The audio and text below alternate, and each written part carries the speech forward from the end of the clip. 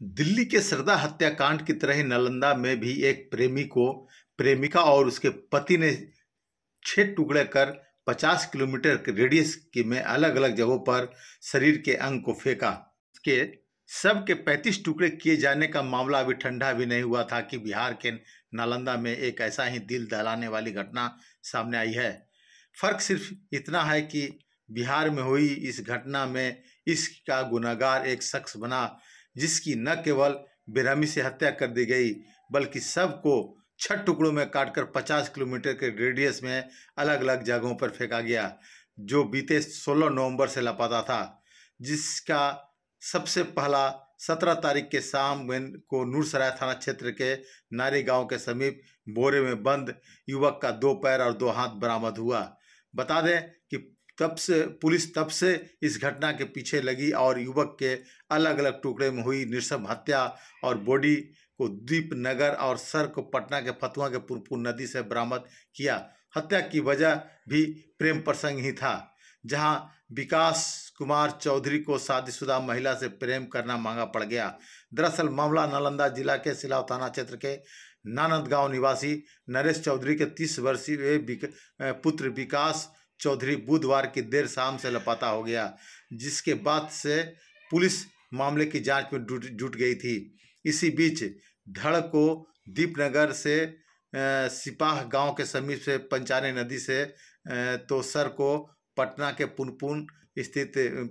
पटना के फतुहा स्थित पुनपुन नदी से बोरे में बंद अवस्था में बरामद किया गया। पुलिस ने जब इस केस की शादीशुदा प्रेमिका को हिरासत में लिया तो पूरा मामला का खुलासा हुआ। विकास प्रेमिका ज्योति देवी और उसके पति रंजन ने मामले का पर्दाफाश किया। बताया जाता है कि प्रेमी विकास चौधरी प्रेमिका ज्योति से मिलने के लिए उसके ससुराल नूरसराय के 12 खुर्द गांव पहुंच गया था। नूरसराय थाना क्षेत्र में बिहार शरीफ परवलपुर रोड में नारी गांव के पास रोड के किनारे छिलका पे एक प्लास्टिक के बोरे में मानव अंग मिले थे। हाथ और पैर था उसमें कटा हुआ। तत्काल हम लोगों ने तहकीकात प्रारंभ किया और इस संबंध में अज्ञात के विरुद्ध जो है हत्या का कांड दर्ज कर अनुसंधान प्रारंभ किया गया। इसी क्रम में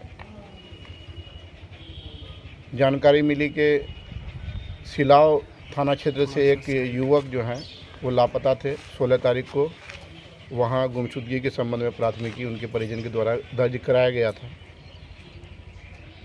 तो आशंका व्यक्त की जा रही थी कि शायद वो जो युवक हैं उन्हीं का ये अंग है, परंतु इसमें हम लोगों ने काफ़ी बारीकी से अनुसंधान प्रारंभ किया।